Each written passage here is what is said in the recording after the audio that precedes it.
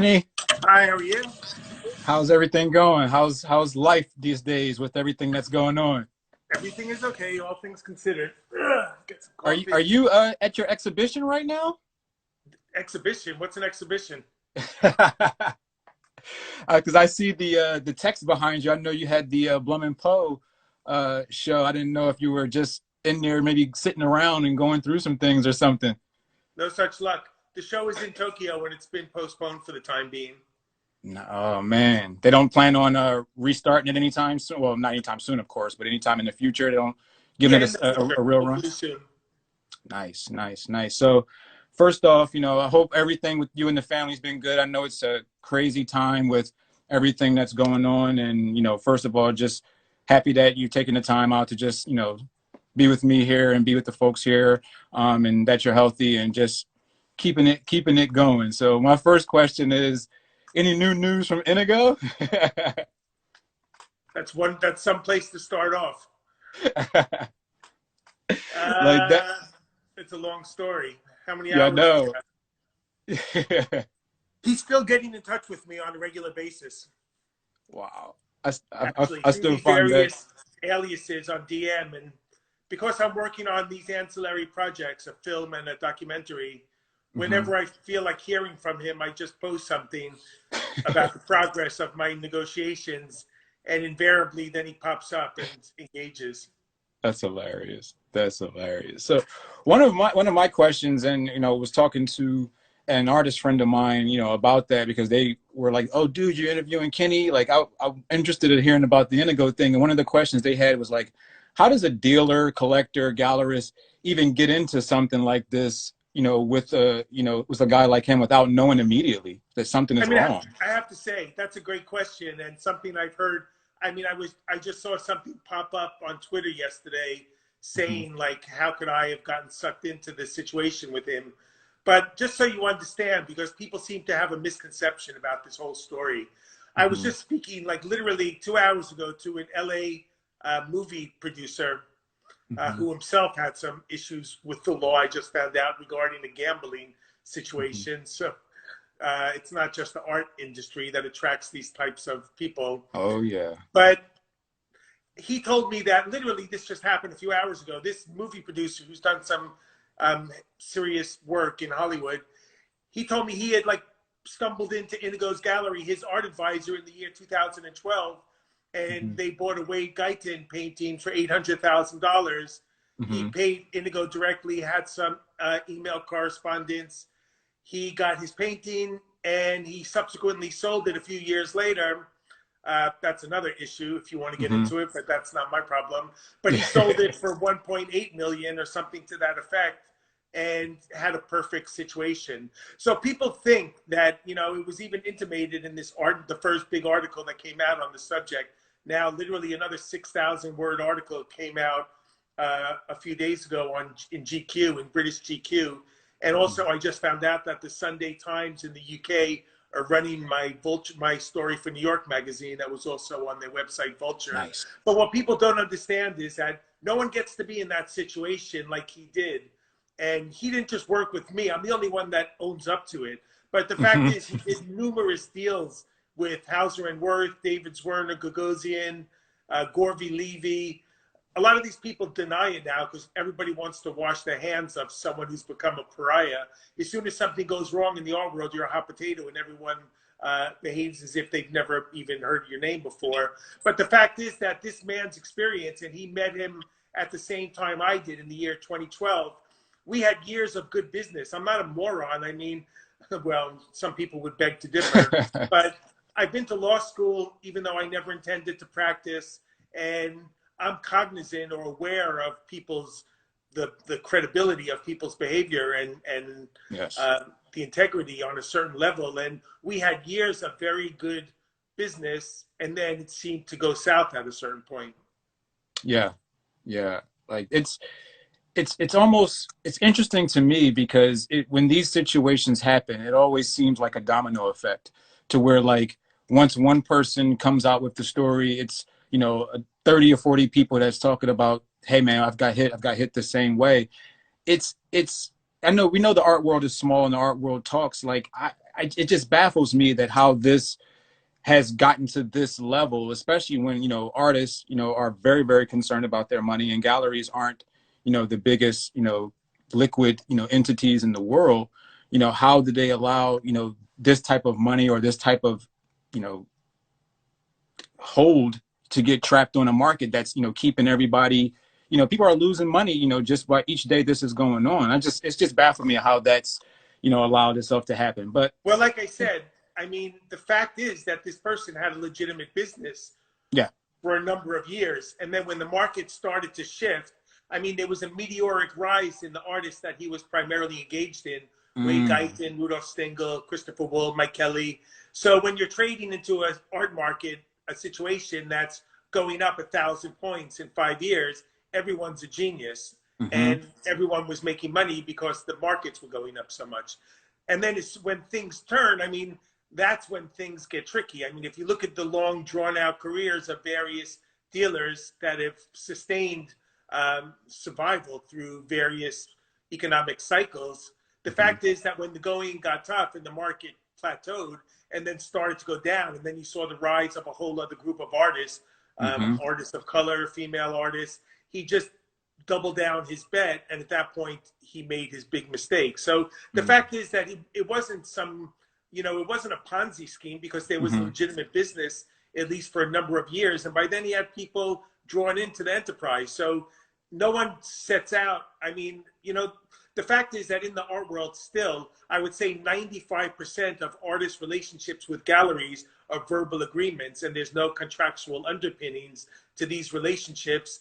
And by nature of the fact that galleries get paid, and it's pretty much up to their discretion when they decide to turn around and pay the artists. And that more things have gone wrong from behavior of this kind of master-slave relationships between dealers and artists. That's really where it's a lot more prevalent, where bad behavior happens. And what he did was really a whole other game of, because there's been so much money drawn into the art world in the last 25 years, he took advantage of the fact of like easy credit geared towards people trying to make money loaning on art. That's very, very interesting, because one of the things that I've looked at is the positive and negative externality, of what's happening. What positives does this, print out into the market or to galleries, and what negative does this put out? Of course, the negative is that, folks are, a little wary about trusting dealers, trusting, folks that are claiming to be big dealers, big curators or whatever. But in a positive sense, it's allowed people to restructure relationships, understand, build relationships a little bit deeper. So do you see this downturn or this hold in the market with COVID-19 creating another Inigo, or is the market protecting itself with people having the time to look over their business, to look over their affairs, to protect against a future Inigo, Philbrick? Well, in a way, none of the above. Because right now the market's been derailed, and it's come to not a screeching, grinding halt, but it's been slowed by, let's say, 85%, or the global art market, as we sit here right now, is probably down at least 80%, just in terms of the flow, because there's no galleries open right now. Until later this week, galleries will slowly start to reopen in Asia and Europe. So, but the fact is, well, I think artists going forward from where we are today, the most important thing is to take matters as much as possible into their own hands and try to take back some of this kind of power away from the dealers, and use things like Instagram and various other, I mean, that's really the best resource.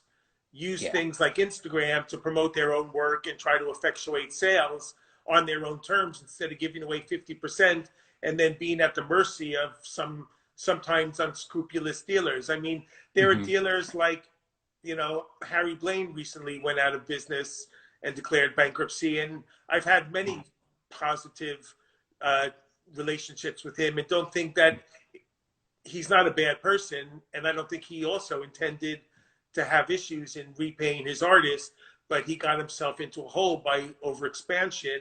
And I just think, like, there has to be a retrenchment and a readdressing of the whole commercial system. And I think that the advent of this whole horrible virus situation, besides the death toll, which is, I mean, the lasting effects of the virus are not going to be known for a long time. My son literally just today got a negative test back after 6 weeks of grappling with the sickness. And now they're saying that the long-term, thank God he never had a terrible case of it, Thank but goodness. nobody knows the long-term effects on people's lungs and hearts, etc. But the fact Yeah. is, in the art world per se, I think that this is a great opportunity where people have been moved more than ever to take things into their own hands. And I've been teaching a class at the School of Visual Arts, and the students, the seniors that I'm working with, have all been robbed of like really one of the main components of why it was they got involved in the school, in the program in the first place, which Mm-hmm. is to present their work to the public in the context of their graduate exhibition. And now none of these exhibitions are transpiring. But as a result, because of my relationship with my students, I'm going to present an exhibition for them on Instagram. And I'm not saying that's a panacea for anything to substitute for having, Mm-hmm. nothing will ever substitute for looking at a piece of art and rubbing your nose up at artwork in person, other than Mm-hmm. digital works that are made to be seen on a screen. But nevertheless, I mean, this opportunity will probably be present more forward opportunities for the students Mm-hmm. than if they didn't have this exhibition and had just a physical exhibition at the school. I totally agree. And it kind of brings me back to one article when I read that you were saying that Instagram is like the wrecking ball for art. Do you see it gaining more of a market share after the pandemic, subsides, being that collectors will have more time of being able to engage with artists on it, that direct connection, and becoming more familiar with the platform? Yeah, I mean, 100%. Mm-hmm. Not the wrecking ball for art, but for the hierarchies that are Yeah. Yeah. So, yeah. entrenched in the Yeah. art market. I mean, I've never seen, done so many things I'm old. I've done a lot of things from, going to law school to working in the stock exchange to being in the fashion business, though you wouldn't know. Thankfully, you can't see that I'm not even wearing my Adidas today. That it's only a head up shot, so you could be. And anyway, yeah. So I just think that I've always been just astounded. In fact, the one thread of continuity that runs throughout my entire career is this kind of dissection or analysis or critique of the whole kind of commercial dissemination of art. Mm-hmm. And in that way, I think, it's kind of annoying that every time you turn on your phone, there's 300 live broadcasts, and now I'm guilty myself of participating. This is the third one I've ever done in my life, just so I can disclaim myself. But forget those things. But nevertheless, I mean, yesterday, I'm working on some new pieces, and the first thing I did upon finishing these works, and it was post them on Instagram, and the response is immediate and fantastic. So of course, Mm-hmm. it's I don't have a tremendous audience with my Instagram account like some other Mm-hmm. people in the art world, but good enough to make an impact for myself and for other people. So I just think 100% that this situation, people have been thrust into the situation of having to utilize technologies and become more familiar with technologies. Like, I mean, I thought Zoom was this TV show I used to watch when I was 10 years old in public broadcasting station, but we all have to adapt in a Yeah. much quicker fashion in relationship to what's happening. And for better or worse, it's going to help people get a little leverage in the controlled relationship with dealers and other professionals in our world. And really, that's what Instagram does. I hate this all you hear all day long is flattening out the curve. And Mm-hmm. Instagram and these types of delivery systems and platforms flatten out the curves in terms of this hierarchy of the dealers having and the collectors having, the dealers having complete control of access of art to collectors, and having artists get access into the commercial stream. Yeah.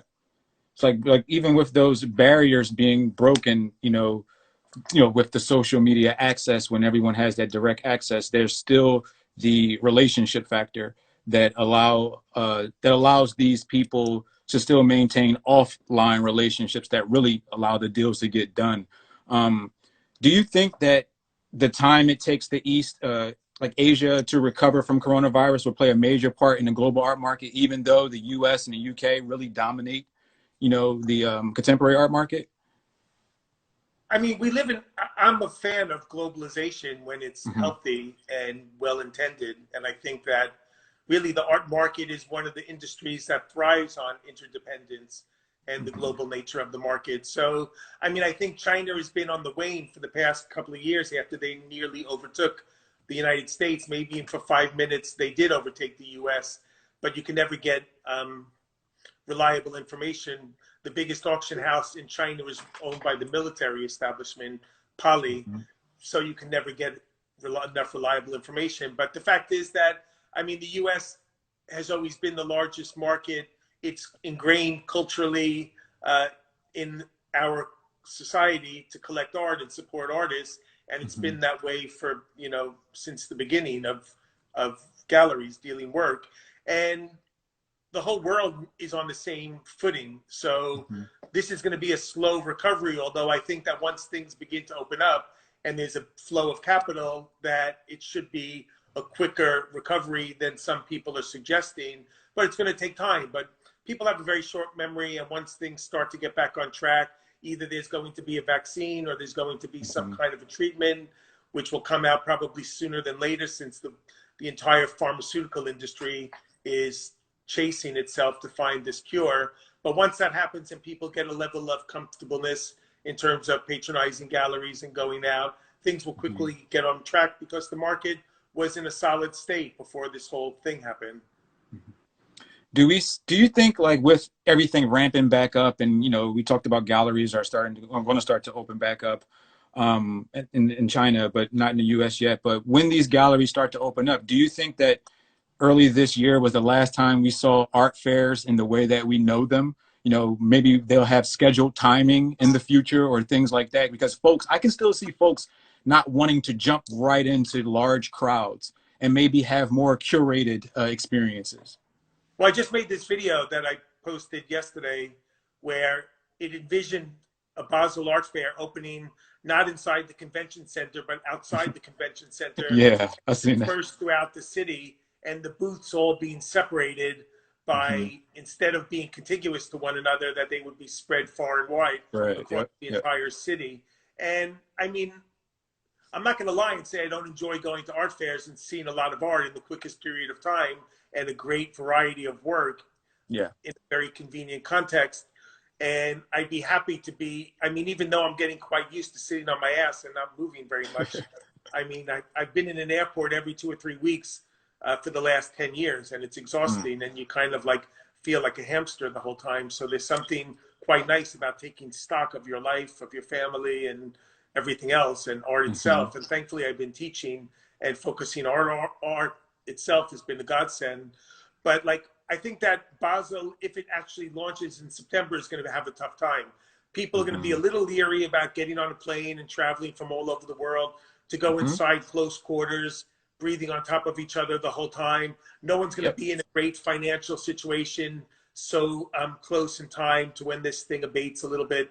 So I think once things get going, like in a year or so, there'll probably be less fairs, simply by nature of the fact that there's going to be a lot of casualties in terms of not just the lives of people, which is awful, but there's going to be a lot of small businesses that these fairs are that are going to suffer. And it's not, I mean, Basel itself, which is by far the greatest quality fair since 1970, not the first contemporary art fair, that's Cologne, but the Basel, the MCH, the company that owns Basel, has been getting whacked financially, not just since this virus, but before this.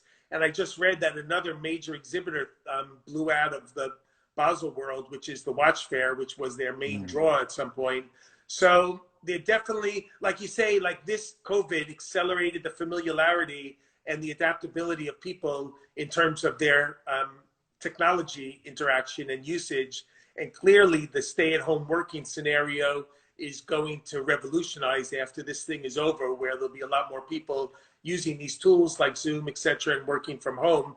But I think that also there's going to be a reassessment of the whole art fair merry-go-round. Sure, the big ones will survive and people will slowly get back in the saddle, but I think there'll definitely be fallout, and it'll definitely take time.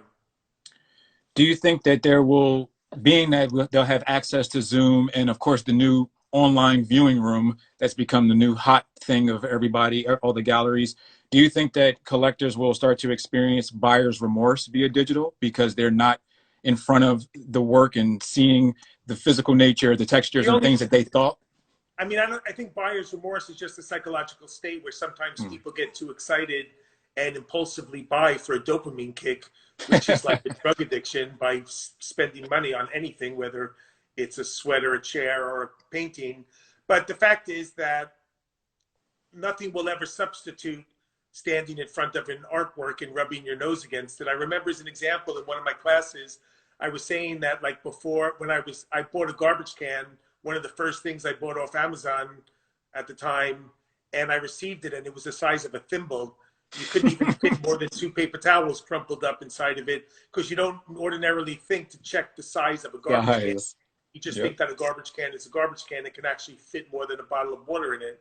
But the fact is, like, I have to say, so I have not really been, I went to one viewing room and they asked me to basically give all of my information, like my social security number. And I just found it really, I just don't have the attention span to waste my time filling out all this personal detail and get stuck on yet another mailing list. I mean, I find that I got I got an email, which I posted on my story today from Wovo, which is one of the big art storage Freeport facilities. Well, it's not a Freeport, but it's a major company in Long Island City.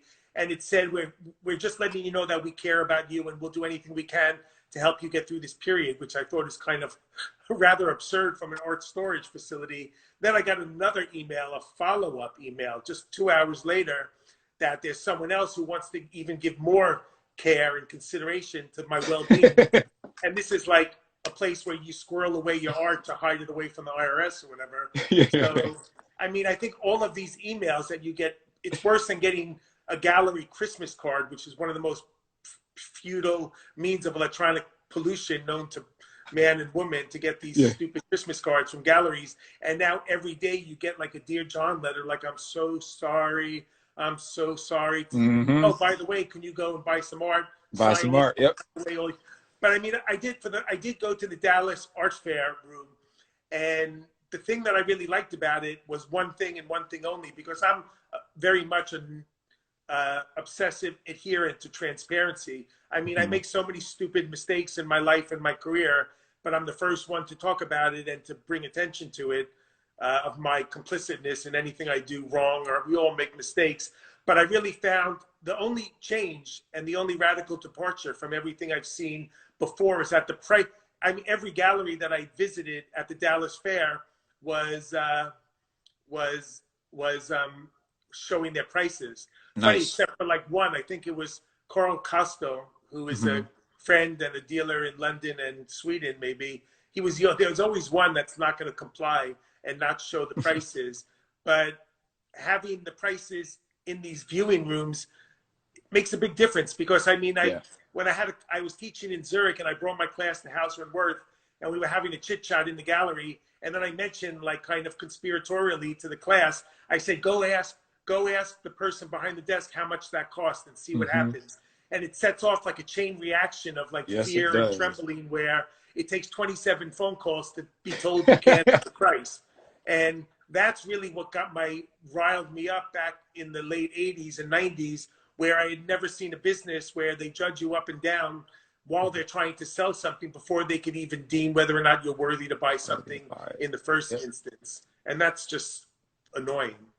So these viewing rooms, I mean, you know, unless you're a seasoned veteran that's been in the art world for more than a decade or two, then you could buy something digitally if you have a comfortable level with your experience with the particular artist's work and trusting the gallery. But again, like, you know, art is art, and art is a physical experience and needs to be seen or touched.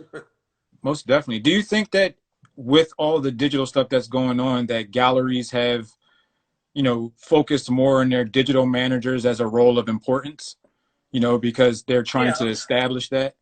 Well, I think a lot of galleries that paid no credence to their digital capacity in their gallery, maybe a lot of smaller galleries just didn't have the resources or the time. And I think that people were so busy chasing fairs and running to airports that they may have given short shrift to the digital side of their practice. But now it's a necessity, because right now, I mean, who could ever dream or imagine of a time where every restaurant in the world is closed and every gallery is closed? And it's funny, because I just read in Germany that they're only letting commercial institutions or retail institutions, of which galleries were categorized under, that open, that are 800 square feet or less. So in a way, it's kind of ironic that the big behemoths, the big giant galleries, wouldn't be able to close Wouldn't, under those that's parameters. interesting. Only smaller galleries with less employees. So it's kind of, I mean, it would be a funny kind of like a handicap in golf where the smaller galleries would get a lead in and get to start their business before the big ones. There's something quite poetic about them. Do you think collectors would take to that? Because I mean, what would it matter, you know, if they opened up, let's say if galleries had the chance to open up, smaller galleries had the chance to open up tomorrow, and the collectors say, ah, well, fuck that, I'm just going to wait till September and go to Basel and buy it there. But it just I just think has the smaller. if you're holed up in your apartment for 2 months, like I posted this image that I just looked up bed sores on Google and posted this heinous image of this kind of entropied ass of someone with some severe bed sore. I guess it's just my stupid sense of humor. But so many people said to me, "Are you okay? Your ass looks terrible." It's not my ass, to be perfectly clear. But I just think, like, if I had the opportunity to go see art right now, I mean, it would be. I just need to get the fuck out of the house because I'm turning into an art blob. I'm getting so fat, and I just think like it would be great to have the opportunity to stand in front of a piece of art again. So I think I'm not going to say that people are going to run back with their wallets open and spend money, because I just think there's going to be a very incremental, slow burning process for people. I mean, I just like, I still owe money from some art that I purchased literally days before this happened. And I had to call the galleries and say that I need the money for rent, that I'm going to have to sit back and delay the time. I didn't cancel anything, but honestly, I had to like have a pool of enough ready cash, because all of my resources, all my assets are in art, 120% of them as we speak. And I need that money earmarked to pay for the art that I bought. I mean, to pay for rent and then for the art that I bought. Yeah, like that's wow, mind blowing. Like, so with these different economies, like I've always looked at art economy, you know, as having, you know, the traditional command and market economies. You know, our traditional economies is the art world as we know it. I think that we're in a command market right now where people are, like we talked about, they're providing 1,000 Zoom videos a day, digital creations via iPad and everything that they're creating. But then soon the market will regress back to the means. Like, do you think that the market will look favorably on this period?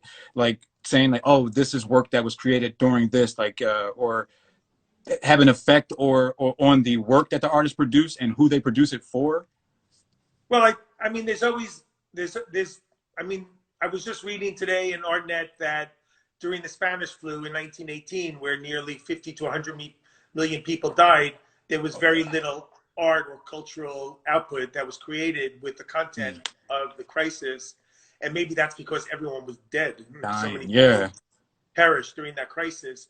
But I think now, because of this kind of 24-hour news cycle, a lot more people are exposed and dealing with the content. So, I mean, there'll be a whole slew of art that will be created with this situation as its subject matter. I mean, I must have made a dozen pieces myself and videos all relating to this situation, from tumbleweeds rolling down the street on 2nd Avenue in New York to like a speakeasy where, if things continued for a year like this, imagine that people would open these illicit, illegal speakeasy type galleries where you'd have to say a password to sneak into a gallery and surreptitiously see some art. And I mean, those things would happen. But in the end, like, life is a big bell, back to the curve. Life is a bell's curve, and there'll be great art that comes out of this.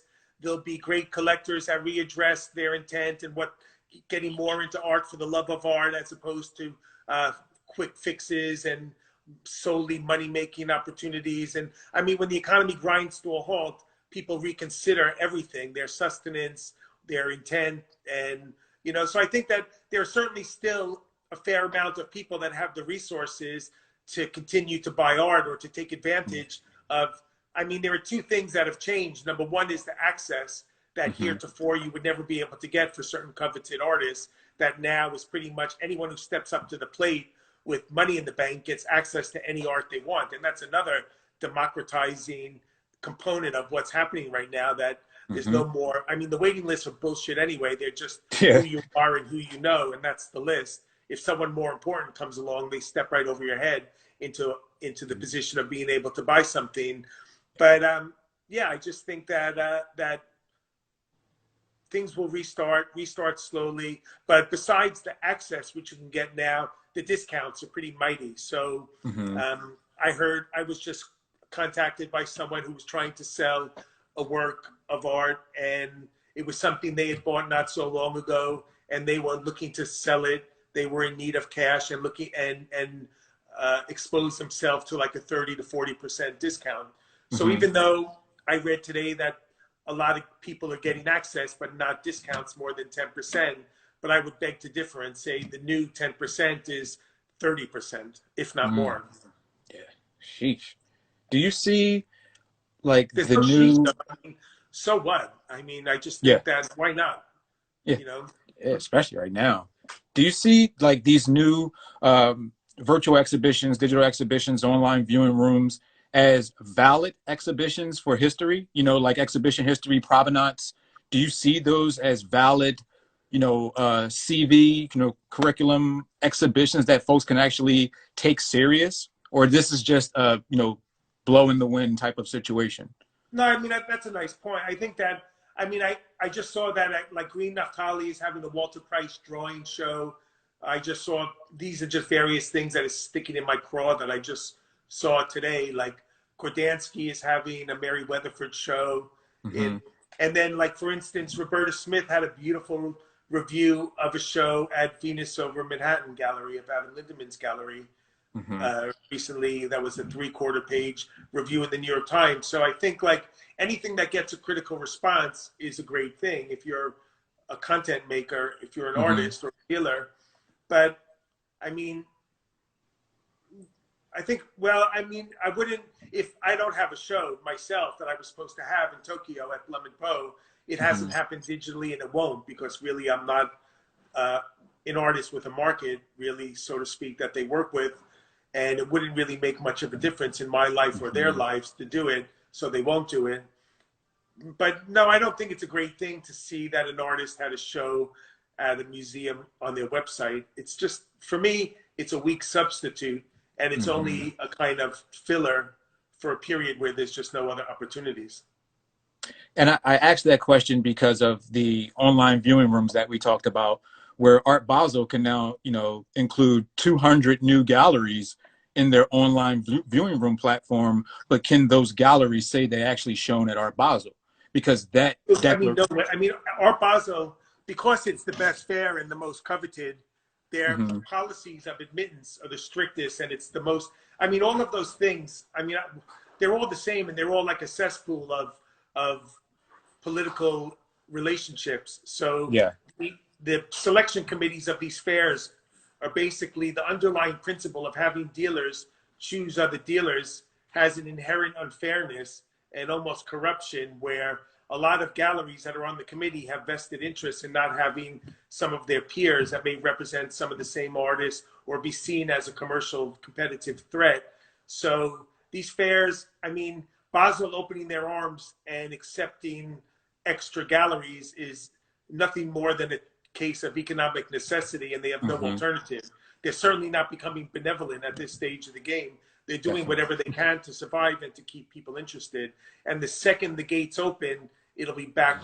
It'll be Mm-hmm. back to normal. Hell yeah. And I was going to say, alongside that, with Sotheby's and Christie's, getting rid of employees and hosting, online only auctions, do you think they'll take a step in the direction of market, places like Super Rare, where they're focused on just full digital creations as a way to supplement that, physical appearance in the market? What do you mean? I mean, what do you Like mean? would they focus on just like, let's say if Kerry James Marshall or someone created a digital artwork, that's Well, the auction houses are mercenaries, and they go mm-hmm. where the money is. They're very, they Mm-hmm. make no misunderstandings about what their intent is and their role in the art world. So I don't think Yeah. there'll ever be a huge market, or in my lifetime, for digital works per se, like Mm-hmm. VR pieces. Although whatever Kerry James Marshall does would be a humongous success because he's such a great Mm-hmm. artist. But the fact is, it'll be interesting to see if and when well, it'll be interesting to see when the auction houses go back, when the next evening sale will be. Will the auction houses try to conduct an online-only evening sale? This really Good would be a question. historic departure and a giant market test. I mean, I was speaking to the head of private sales at Sotheby's, David Schrader, and he said that he thinks the houses will have an evening sale comprised of a digital-only platform. And he thinks, I mean, that's really the only way that we'll be able to truly take the temperature and shove a thermometer up the butt of the art market and see what's really happening. And if there is an unprecedented evening-only sale at Sotheby's and Christie's, online only, that would really be a new precedent and a kind of paradigm shift away from auctions. If that doesn't happen, I would guess that the auction houses would probably blow off the spring sales. They've said they will have auctions in June. I just don't foresee it happening because I don't see the Basel Fair in September becoming anything other than a ghost town, to be honest. So I think that the houses will probably wait till, and also if you're a seller of a great modern master, are you going to want to chuck it into an evening sale online in May or June or July? Or would you rather wait till November when there's some degree of normalcy that's returned to the market? So we'll see. That's interesting. Do you see artists taking more of the Damien Hirst approach toward auctions, to where it's like, you know what, fuck the galleries, fuck this, you know, if you really want my work, you can come directly to me and get it? And do you think the auction houses, being that they are mercenaries, would, you know, adhere to that, saying, you know what, like, I want your product, I want what you're trying to sell because we have a market for it? Funny, I mean, artists, I mean, Hogarth auctioned his stuff directly in an auction house.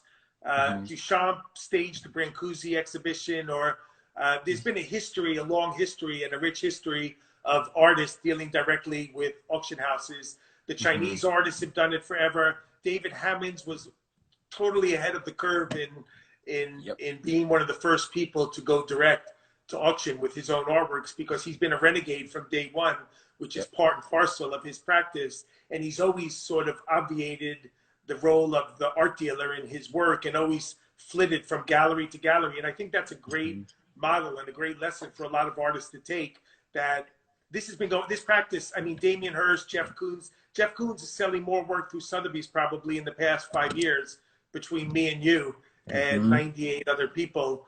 I mean, I could tell you that he sells direct. And any artist, a lot of artists that are well represented sell out of their studios to anyone who rocks up with a truckload of cash. A lot of the most famous sort of coveted contemporary artists do this practice, and many artists give direct. You would never hear about it because I'm the only one that would ever open my mouth to talk about it. But this kind of thing has gone on for a long time and will continue to go on. Damien just did it flamboyantly as a single artist sale, but that type of activity, Manet even like built a building, borrowed money from his mother, and staged an exhibition of his own work himself. This kind of stuff has been going on from day one, basically. What do you think about, you know, the new initiatives of these foundations and collectors looking to subsidize the market through, you know, the new stimulus package? And how do you feel that helps or hurts the market? You know, and how does that kind of skew how collectors feel about, you know, the artists that receive the, you know, the stipends? Well, I'm not really too aware of what stipends you're referring to. I mean, the government tried to give away money, and it's just like more of the same crap, where often the people that need it the most are the least to have accessibility or opportunity to get some of these subsidies, like restaurants and small businesses that don't have ready banking relationships. And I see it in the art world is the same. I mean, even in the best of times, 90% of artists are constantly struggle on a day-to-day basis to make a living and to make ends meet. So I'm not aware of any great kind of, you know, political I think it was the Ford Foundation and some other foundations. I remember there was an article on ArtNet, actually. They like 23 different foundations or collectors joined together. They're trying to give $5,000 to Artists Weekly or something like that. Well, and that was any effort to help people that need the resources to continue their practice, to continue working, is a great thing. It won't skew anything other than, I mean, those are great initiatives, and any way that people could be helped to carry on is beneficial, whether it's, you know, civil disobedience of not paying rent, to getting stipends from anyone who's willing to be charitable and help. I think that's a good thing. Do you think that, you know, kind of muddies the waters a bit? You know, if I'm a collector, or if I'm a foundation and I decide to give, you know, $20,000 to 5 artists, and then I come back, let's say in December, and looking to buy those artists, you know, would the artist feel obligated to sell to them or to give discounts, or what do you feel that Well, I mean, of relationship would be? course, sure, but that makes sense. It's a quid pro quo. But like people like the Rebels have a museum, and every year they sponsor one artist, and for sure they're buying art for pennies on the dollar, or it's an exchange of a quid pro quo where you get a studio, and more than the studio or any money they give you, you get the exposure during the fair, and it's a kind of exchange, like for like, in a sense. Where, so I mean, this kind of thing has gone on forever, that artists have subsidized, collectors or dealers have bought like en masse from a studio or subsidized artists, and then in return for excessive amounts of their output. I just heard of someone, like the day like when a day before the lockdown, I visited a young artist who exhibited at a collector's house recently and became kind of in demand for a time before this happened, and he was offered, you know, somewhere close to $1 million for a 3-year lockup with a collector and a dealer, and they would virtually they would have access to literally his entire output. So these types of things have gone on since Saatchi was doing this kind of activity, when he had the resources to do it, all throughout the 80s and 90s. And so nothing's new in any of these schemes that you see or hear. It's all been done on one level or another before at various times throughout art history or art market history. One collector I spoke to recently talked about, you know, there potentially being a surety market created, you know, where these markets where they know the artwork's going to sell, they might not know the actual price, but they know it's going to go, and more collectors dealing into more of a sureties, more of a sure thing, like let's say Warhol, for instance, or Basquiat, where they know that work's going to sell. Do you see that period stalling more contemporary buying for the moment, while folks try to make sure they don't lose money in the art world? Well, I mean, I think the people, I mean, again, like, I don't know. The people that are buying, I think a lot of young art is being sold that's, let's say, between $5,000 and $15,000. And some work that previously may have been 25 may now be shoehorned into that category because of the difference in repricing. But I think that there's still buying going on at that level, and there are people that are attracted, that continue to collect. And then also at the higher levels, there's buying going on, but people are looking for deals. Nobody's going to step up and pay what was previously paid. I even heard, you know, for whether it's a Warhol's market has been flat for a few years. So there's certainly, you know, no premium on that material. You'll see discounts of 30 to 40% off of his recent prices that were set back from 5 years ago. I mean, again, we're talking about a giant diffuse market that spans from here to Asia and Africa and all over the world and South America. So it's really hard to make generalizations when we've all been holed up in our apartments and houses for the last few months. So it's really, no one can get a real litmus test of what's actually happening. You get bits and barbs of information, whether it's on Bloomberg, Art News, ArtNet. And again, like the art world, I always say, is a place replete with lies. So everyone's lying. You're never going to get the full picture. When the journalists are relying on the statements from these dealers, everything's going to be sugar-coated. It always has been, and it always will be. So you could take it all with a few grains of salt. That's true. So one of my final questions, I guess it's a two-pronged question. I'm sorry. What's the biggest conflict you have as a three-pronged art professional, being a dealer, collector, and an artist? And also, which classic car that you want, as you've always wanted, would you trade for your whole art collection, and why?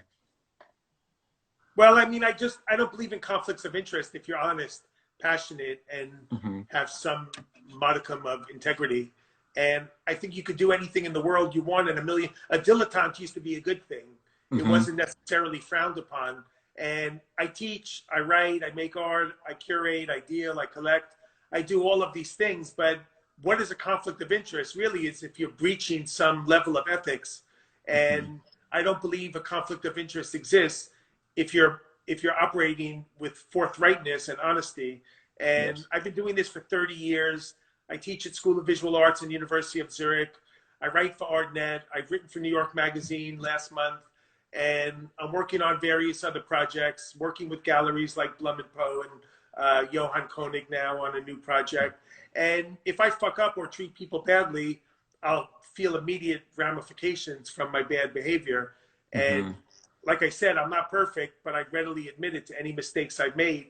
And one of them being Inigo. And the fact is that people don't understand that, you know, he was operating legitimately for years. Otherwise, he never would have been in a position to do what he did had he not had a viable and checkable track record, which he did. Like I said, I just spoke to some random movie producer on the phone a few hours ago, and he had a perfect, seamless transaction and experience buying a Wade Guyton from Inigo in 2012. And that's when things really were going well. And I didn't see any red flags whatsoever in his behavior. By the time I did see red flags, which I saw a lot of them, like in 2017, I started to withdraw. We never did business really after that. I never bought or sold from him after the lies started to snowball and a couple of fake SWIFT agreements squirted out of his computer. I was aware of that and I just backed off. I mean, I maintained a personal relationship with him because he used to be very good at getting information and I love information. So, I mean, I thought he was lying like a motherfucker, but I didn't know that he was feeling like one. So, I mean, everyone lies in the art world. So that really didn't throw me. And people can't understand, like, how could these people like Brett Gorby be seduced into working with someone that now, from hindsight, everyone knows, oh, he was. I mean, I walk into a gallery like Vito Schnabel, who's a friend of mine, and I have a lot of respect for what he's done and what he's doing. And when I walked into his last show, the first thing he said to me was, I knew all along, where's your friend, the thief? I knew. Everyone says, like, and then like in this article in GQ, they interview someone like Rob Sheffield, who's a private dealer in the UK, whose sister is married to David Cameron, Samantha Cameron. And in this, he never did any business with Inigo. And they just went around to anyone who ever like crossed Inigo in a crosswalk in the street and said, like, what did you think? And he's like, I could see it in his eyes from the first day I saw him that he had this criminal intent. I mean, give me a fucking break. It's just bullshit. The fact is that he knew what he was doing. He was very knowledgeable. And then he went wrong. And now he can't really come to terms with it. And he's a little bit on the sociopathic side in terms of his sense of not feeling he did any wrong, which is ludicrous. But anyway, so there's no conflicts of interest. There's conflicts of ethics and morals that people have in their day-to-day business and life. And I think all you have in the art world, which I never understand why people behave. Generally, I don't trust anyone, and people I've experienced such bad behavior. But you mentioned cars. I mean, I used to like classic cars only because of the fact that I grew up very alienated in the suburbs of New York. I had no exposure to contemporary art ever. I never stepped foot into an art gallery until I was 27. In fact, I didn't even know art galleries existed until I was well into my 20s. And cars for me were just really they were the gateway drug to art, and only merely for the fact of industrial design. And in my relationship with the architect Zaha Hadid, she designed 2 cars and a boat for me. So really the only reason that I was ever interested in cars, not for the sport, not for the speed, but really for the industrial design is what attracted me. And then I ended up, I've been in this business for 30 years. I was saying before when I had a podcast on Monday with Johan, I've been writing these polemic articles for 28 years. And over the years, I've had fists thrown at me in public. I've been threatened in a restaurant on Madison Avenue and almost attacked in the middle of busy lunchtime. Someone in Hong Kong tried to attack me in front of Sam Keller in a Basel party. And I've even had death threats. And Inigo keeps threatening to show up at my doorstep next week, which makes me a little bit disheartened. But I have to say, like, I once bought an old race car from the 70s, and then someone like Googled me and my family background or whatever it was, and decided to blackmail me and question the authenticity of this car that I had. So in all of the people constantly bemoan the unregulated art world, which is like a cesspool of corruption, even though I may have said something to that effect at one point or another. The fact is that compared to like the classic art, compared to classic cars, the art world is like a temple. So I really have never, I've never been sued. I've been threatened to have been sued in the art world a few times from my writing. And like I said, I had a few random death threats, but I have never once had a lawsuit filed against me, nor filed against somebody. And the classic car world, I got completely sour to it when there was a legal altercation between me and someone that claimed to have the car that was sitting in my garage. So I pretty much got turned off the cars, and I'm in New York. I just moved after 15 years in the UK, and I walk everywhere. So I have a car here, but I've driven it once, and then it kind of broke down. So classic cars, like art, need to be nurtured. And I always say that you don't own art, art owns you, and you're a custodian for your art collection during the course of your life, and you're charged with like a degree of care to make sure nothing happens to it. So I love cars. I love the shapes of cars, specifically from the 70s and late 60s to late 70s, old rally cars and things like that. But like I'm sitting in a room with my own art and furniture designed by Zaha and Max Lamb and various other designers. And I just love things that are done with passion and care, whether it's I don't differentiate between a fork or a spoon or a car or a painting. I just love creativity and the things that people do, the nice things that people do. Nice, nice. Well, don't want to take up too much more of the time. Thank you so much, Kenny. I mean, for the insight. It was amazing, man. Like I really appreciate it. I'm sure everyone, you know, we have tons of comments on here with folks asking questions and everything, and it was amazing. Like, thank you so much, Kenny. I truly appreciate it, man. Like, if anyone wants to get in touch ever, I constantly encourage people to DM me. I answer every DM, every email as quickly as I can. I encourage people to keep a dialogue going. I'll help in any way that I can. I've been doing it for 30 years. And the reason I teach, besides having an impetus to study and focus more on what it is I do and the underpinnings of the content of the art that I'm living and working in, but I think the most important thing is to be accessible to people and to share anything I have, any information. And I will always get in touch and help in any way that I can with anyone who's interested. Awesome. Thank you so much. And this video I'll send you this video as soon as it gets done. And thank you so much, Kenny. Thank you, everybody, for being here, and hope everyone stays safe and healthy. Thank you so much again, Kenny.